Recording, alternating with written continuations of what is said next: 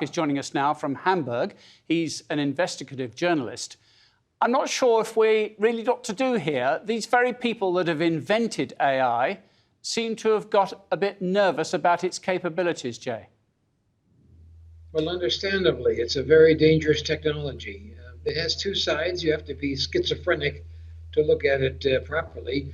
I love AI and the things that it's doing. It's saving in medical things about 1 million lives every day. But on the other hand, it is incredibly dangerous because the definition of AI is the software that writes itself. You start it up, you launch it, you teach it a couple of things, and away it goes.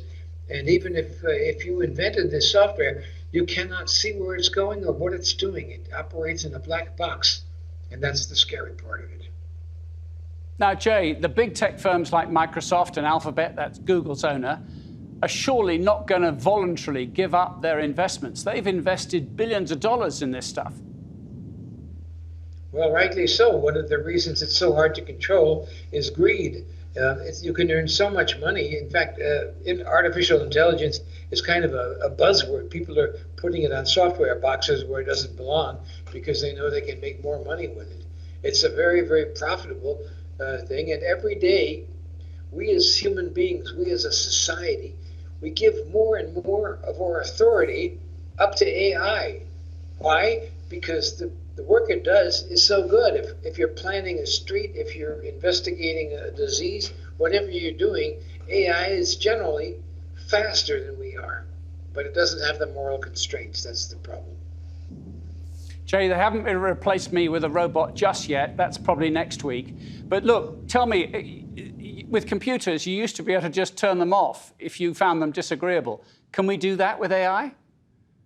Well, it depends on how much authority you have transferred to the computer.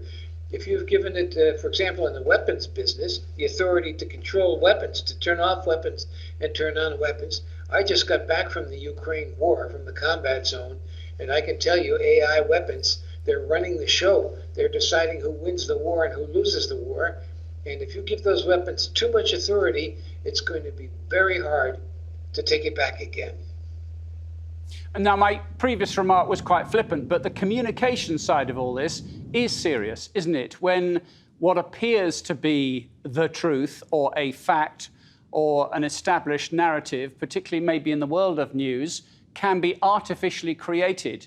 We are on a bit of a slippery slope. Well, that's true. Things can get very deceptive. In fact, I read a story today in the wires about a lawyer who had done research with AI, with chatbox, and it turned out that a lot of the legal cases that the software was citing were invented. They never existed. A total fantasy coming here from artificial intelligence. And we can do that with faces. We can do that with voices. We have to be very, very careful what we do with this and how we control it. And the scary part of it is, if we turn the control over to the parliaments, they're very slow and they're not always very intelligent about what they're doing.